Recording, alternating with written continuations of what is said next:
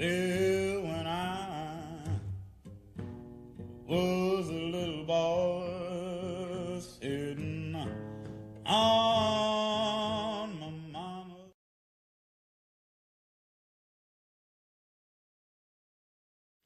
Hello, welcome to Going Deeper. My name is Marcie Sclove, and today my guest is Al Miller. Al is a longtime resident of the Valley living in Montague. He's co-owner of Brooks Bend Farm. He's also a furniture maker and a published author, a poet. Al also is a Vietnam veteran and has been speaking about his lessons learned in the war for about 25 years now. There is another thing that some of us know in the Valley. There was a play a few years ago called Ambush on T Street, and Al is co-author of that as well. That is a wonderful play about the impacts of war on all levels of society.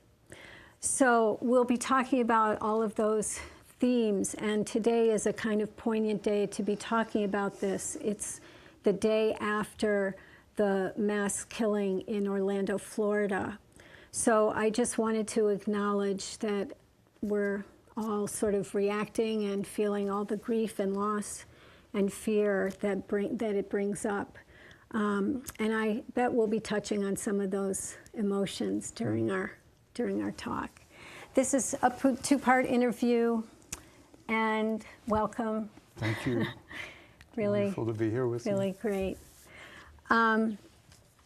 So I often start this way in one angle or another, but I'd like you to think about what experiences growing up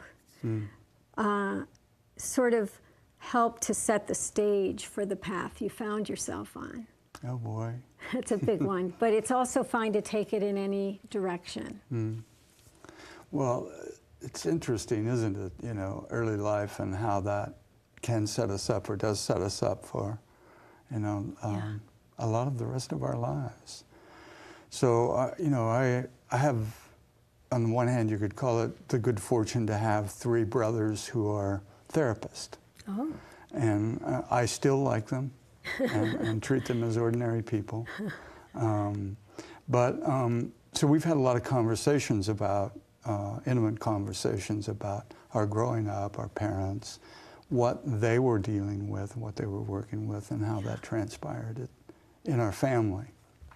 And probably one of the most significant parts of my parents' early marriage is the death of my oldest sister in an accident where a truck door that my dad was driving swung open and she fell out and was run over and killed. And it kind of, you know, it lived in the family, you know, forever after that in my parents. And, you know, they didn't really talk about it until like I was probably the age of the draft. Wow. And, but... Did you know about it, though? I did. Yeah. From my older siblings. I was the youngest of 10 children. So I was already ready for barracks life, you know, by living with, you know, such a large platoon of kids, right? And so I think the way my parents dealt with that was to really kind of encapsulate it and keep it inside. So I think we know as, you know, adults with our own lives that you can't really put things away. Right. You know, and I love Faulkner's line, the past isn't really the past and it's not even gone. It's with us all the time. And that's, you know, not a direct quote either from Faulkner, but a play on what he said. So we grow up in an atmosphere of the families being kind of, if you're shut down around one issue, it doesn't compartmentalize. You're shut down around everything. So I don't remember that my parents ever talked about an emotion with each other, that they never expressed anger with each other.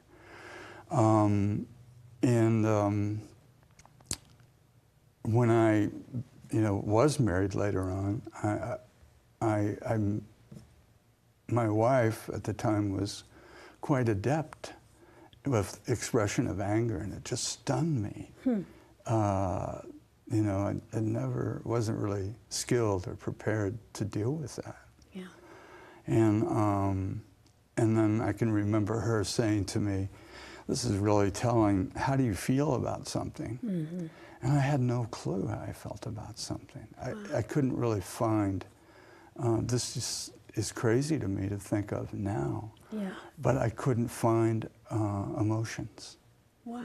And it was stunning, shocking. And that revelation to myself. So, in a way, I think it sets a person up for, the military in a really good way. Yeah. And historically, this is an inadequate response, but Napoleon was quite aware of the orphans and the disenfranchised children of Europe. And the word for infantry comes from infantile. Yeah.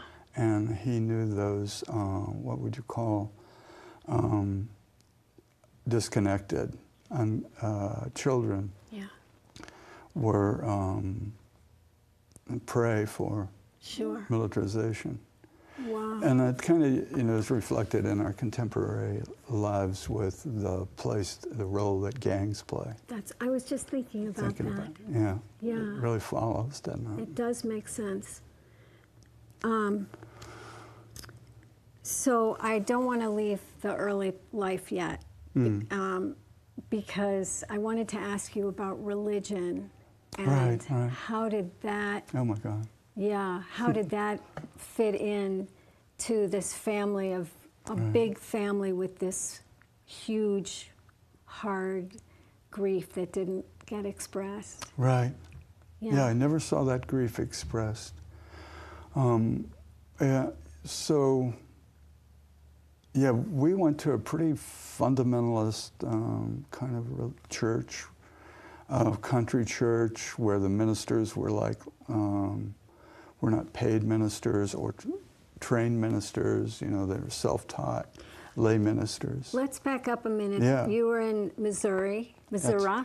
If you're from Missouri. And we're talking about late 40s, early 50s Yeah, now? kind of like the mid-50s for me. Mid-50s, you were, okay, 7-ish or 8-ish. Yeah, just a few years ago. Yeah. Okay, and what religion was it? Yeah, so it was an offshoot of the Mormon church. Mormons were called the Latter-day Saints. Right. And the church I grew up in was called the Reorganized Latter-day Saints. Some fundamental beliefs were very different, but they still used the same, basic theology of the Book of Mormon, the Doctrine and Covenants, and the Bible for their scriptural references. And,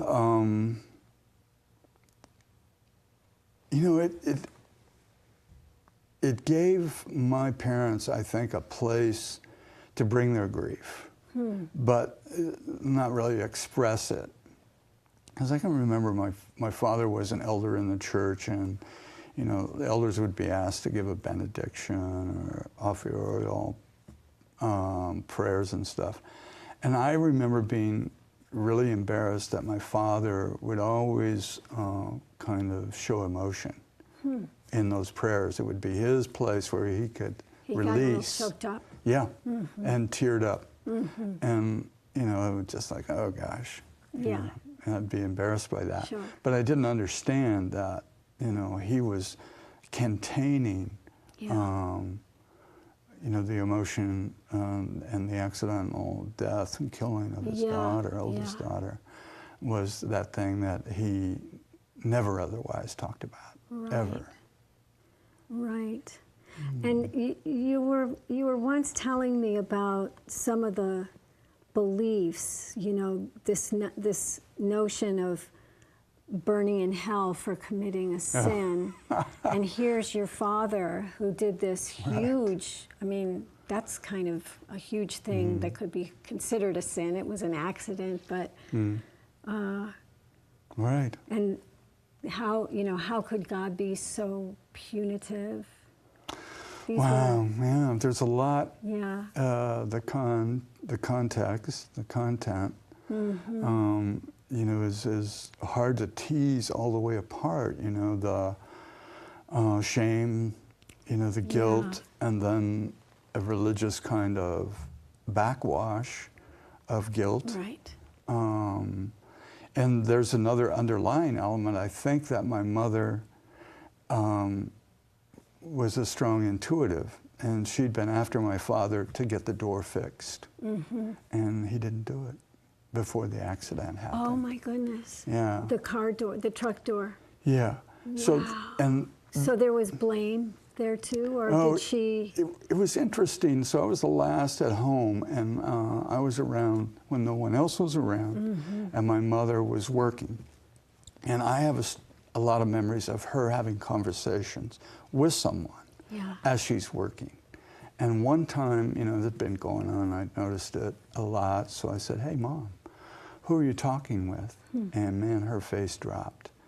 And I knew that I'd really embarrassed her. Yeah. And so, you know, I made the agreement with myself that I wouldn't pursue that again. Wow. But it was interesting. And sometimes she would be really angry, and there would be a real verbal exchange and struggle. And I was listening to one side of the conversation as she was doing laundry or something. Yeah. So, So do you think she was talking to her little daughter, or was she talking to God? yeah, I've wondered about that. Yeah. You know, and it felt like there was some exchange with the God Yeah. figure, Yeah. and like, what the hell? Wow. Are you doing this to me? Yeah. And then I think some of it was also reserved for my father. Yeah. Yeah. So then, you know, like we grew up in this family of 10, and it's like having had this incident of the accident to my oldest sister. Yeah. What to make of the next, you know, there were 3 kids alive when that happened. There were 7 more babies to come after that. How much retribution was there in procreation for not tending the flock? Oh, interesting. Yeah. Absolute supposition, you know, I have no idea what the reality is. But you can think of it in terms of what would we do? How would we respond? How would I respond? Were any of those alive when Jean was killed? Were any of those the ones who became therapists? Yeah, my oldest brother. Yeah, because I'm thinking about what the impact of the other kids who were alive then. I mean, think about the next day and the weeks after, and the trauma for the whole family. And we were right on the Dust Bowl, and when she was killed, is that right? Yeah, 13 years, yeah. Right, maybe at the end of the Dust Bowl, but in that period of time. And my older brother, Dean, we were out in western Kansas for a family reunion several years ago, a decade maybe. So we asked our older brother, "Do you remember the day that that happened?" And he said, "Yeah, I do." Wow. And I'd never heard him talk about it before. And so I said, "You know, what do you remember?" And the thing that he expressed that stayed with me, that I've written into something, is that the wind was blowing so hard that I couldn't tell where the wailing was coming from. Wow. Powerful, right? Yeah. Yeah. And so then he reflected on seeing my mother set the table and turn the dishes upside down because the wind was blowing so hard that the dust just came in around the window panes and under the doors and stuff. And would only turn up the serving, the plates, when the meal was ready to be served. Yeah. Yeah. So he told that story in combination with that. And we were standing in western Kansas, the wind's blowing, and you can see the grass and the wheat's all waving. Sure. And the birds who are, you know, of that prairie region were all in the air with the wind and stuff. So I wrote all that into a piece about the families, the brothers standing in a circle, listening to our older brother. And then we're standing on a gravel road, which would have been what they were on when the accident happened, and how that sound of wheels going over gravel would just have a different imprint in your brain. The sounds, the smells, the wind, all of it just would be locked in. You know, in a traumatic event, the brain would just sear those images. Wow. And so, anyway. So that was, you know, kind of, and I was well beyond Vietnam into my adult years before I began to look at that with my brothers and try to, you know, tease, you know, I think we'd all say we really respected our parents for the way they raised us, but then there was an absence of emotion, and I don't remember my parents ever touching me or hugging me as growing up. And it was something I wanted so much that I, you know, absolutely, you know, drove my kids crazy. Oh, probably, you know, with like, you know, hugging and, but we're very affectionate with each other now. Yeah. And they're 40 and 35. But, but also going back to my parents and teaching them by hugging them, and then they begin to reciprocate. Interesting. Yeah. When you were an adult? Yeah. Yeah. Yeah. Gosh, the child modeling for the parent. Yeah. Probably not the first time that's happened, right? No, probably not. All right. Okay, so all of this, there's one aspect that we're leaving out, and probably much more than one. Oh. But it's, I want to, I mean, words are complicated, but it's like a metaphysical. Is that a good word for it? This is sort of the story that you told about the pocket knife. Yeah. Do you want to tell about that? Yeah, I missed that part of being in church listening to those fundamentalist preachers just screaming about burning in hell. Yeah. And that message coming in and scaring the hell out of me. Might have been a good thing, might have been a bad thing, who knows. When the preacher was saying, you know, you commit these sins and you could burn in eternity forever, you know, and as a 6, 7, 8-year-old kid, it's like, that sounds pretty bad. Yeah. You know, freaking out. Pretty scary. And then, you know, sitting with that, even as a child going, that doesn't make sense if there is an omnipotent one, creator. Is that what you would create? What we have and see to punish people? Yeah. That doesn't make good sense to me. And it didn't to my, you know, young heart at all. Yeah, yeah. That just didn't settle with me. But what you're referring to is, you know, I have a really early memory. You know, we were very rural in southern Missouri, lived on dirt roads and in a farm, rural community. And my brothers fished and hunted for, you know, for food. And that was just, you know, part of the lifestyle that we grew up with. And being the youngest, you know, I always wanted to go with the older brothers and stuff, and it's like, no, you're too young. And you know, I harassed all the olders until I got a pocket knife. Yeah. So I could, you know, be like the big boys. But it was kind of, you know, you probably couldn't have made it sharp. Yeah. You know, maybe it was like an envelope opener or something like that, but I had one. And I lost it really quick, of course. And my mother asked me if I still had it one day, and Mita, my mother, and I said, oh, I lost it. And she said, well, keep looking for it. And I tried everything that I could think of and couldn't find it. And so one day, I just, in frustration, said, where are you? Yeah. To the pocket knife, and I heard, I'm behind the couch. Yeah.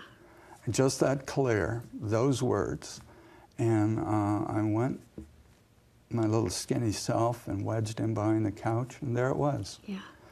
So in a few days, my mother's kind of coming through the living room and says, Al, did you find your knife? And then I could remember just like swelling up, Yeah. you know, in stature and girth, and feeling really like I had something here. Yeah. And I really wanted to tell her, you know, that what had happened. So Right. I jumped into it, you know. So I asked the knife where it was, Mom, and it told me Yeah. where it was. Yeah. And her face just went, Wow. dropped. You know, I mean, as she was holding my eyes with her eyes, her face sunk. And I went, oh, this isn't good. I mean, a friend of mine, one of the psychologists, family friend, did his PhD thesis on nonverbal communication in infants. Mm-hmm. And infants learn how to control their parents like in the first 6 months. Wow. You know, how to That's get their needs amazing. met. Yeah. Sure. So we are very attuned to, Sure. you know, the information that someone's given us. So I knew that this was not going well when Yeah. her face had that expression. And she just said, Alan, you have to promise me. You have to promise me that you'll never tell another person what you just told me. Yeah. And I didn't like that. Mm-hmm. I didn't like that someone would ask you that kind of a question. But there was really no path, no way to say, no, I'm not going to promise you that, Mother. Yeah. I couldn't, Yeah. you know, with this mother, especially with everything that she did, it was like, you know, you're obligated Wow. to say, okay, I'll do that. Now, as a young person, and give me a signal if I'm going down the wrong path here and you want to correct the direction we're going. No, All you're right, or doing stop you're me. doing fine. Okay, thanks. And so now I'm like going back and writing the fictionalized version of that, because the way this plays out in my, you know, young adult life as a soldier in Vietnam, Yeah. I have those same experiences. I have had them my whole life. Yeah. And, you know, it just there's a whole, I can feel it when I start to mention this, the emotions rise in me, because Yeah. the content of trying to suppress intuition, whatever you want to call it, Right. and more than that, you know, I saw things Yeah. that no one else saw in Vietnam. Yeah. And I've had those kind of events in my life forever. Yeah. And I made this promise to my mother, most significant person in a person's life, Yeah. and that I would never break that promise. And even though That you would never tell anyone. I'd never tell anybody about that kind of experience, Wow. it presented great conflicts. Sure. And I went for a long time without talking about that. But there Yeah. was an incident in Vietnam. Do you want me to progress to that? Before you do that, Okay. let's come back to that, because All right. I want to be sure. We only have about 5 minutes left in this part one. Wow. I know, right? It just flies. Yeah. Whether you're having fun or not. So I want to kind of get us to Vietnam, Okay. Okay. and then I think we'll get us there, and then Okay. we'll start back next part 2 in Vietnam and go beyond. Yeah. Unless, is there something that you've written that you would like to read that's related to your early life? Or would you like to hold off and read in part 2? Yeah, I don't. It doesn't matter the strategy to me. Okay, This poem is about where I grew up okay, in early life from the perspective of being in a hospital bed in Japan okay. after being shot in Vietnam. Yeah, yeah. So I don't know if that's Let's in the right get you place. in Vietnam first. Okay. So just tell us, like, Yeah. how did whatever you that- want to say about that. You know, just we moved from Missouri when I was like 12 years old, And we went to New Mexico, and I'd been in a one-room grade school with everyone I knew. And I knew their families probably for 3 generations. Wow. And 8 grades, one-room school, and maybe 25 students. To a junior high school of 3 grades with 700 students. And I didn't know anybody. Yeah. And so I really withdrew. It was very difficult to move into that. You know, people were developing relationships and friendships, and it was hard. So, truth be told, the only path that I could find into relationships with people my age was kind of as a juvenile delinquent, because that was the group I could get into. Sure. So I did that. I didn't really, I wanted to experience the life of the pool hall. And in Hobbs, New Mexico, it wasn't the pool hall in the suburbs. It was the pool hall where, knife fights broke out. And it was for people, with, teenage boys who already had tattoos from their time in lockup. Yeah. That was the scene. And I wanted to experience that. I wanted to experience the difference between my church family and this, you never say a cuss word, you never talk about all of the things I thought were important. Right. And so I was drawn that way, to experience those things. And so school was really, education was secondary. Yeah. There was no one saying, how are you doing with that stuff? How are you doing with school? Do you need any help with anything? There was nobody around for that. But I could have friends who were interested in other adventures. Yeah. And so I went with that. So by the time I'm through high school, my GPA is, already passed through the toilet. Yeah. It's down there. And I went to a junior college and, made the dean's list, mid-semester, flunked out by the end of the semester. Wow. And I was draft bait. Yeah. And went and took the Air Force flight physical. Could have gone into anything in the Air Force, but I didn't follow through with it. So then I was drafted. Oh, okay. And just went along with this is what happens. Sure. Just passively going. I mean, I didn't know anybody in my community that would have resisted the draft, burned a draft card, or not taken the obligation as a rite of passage. Yeah. And all of the adults in my community were like, good for you. Yeah. This will make a man out of you. Wow. All right. So that combined, we're going to stop part 1 in a second, but that combined with this sort of wall of no emotion is now the stage is set for the training, the months that you spent in the war. Yeah. Okay, so we will pick this up in part 2. Thank you so much for joining us. I'm Marcie Sclove, and this is Al Miller, Thanks, and Marcie. we're in the show Going Deeper. So we'll be back in part 2. Thank you.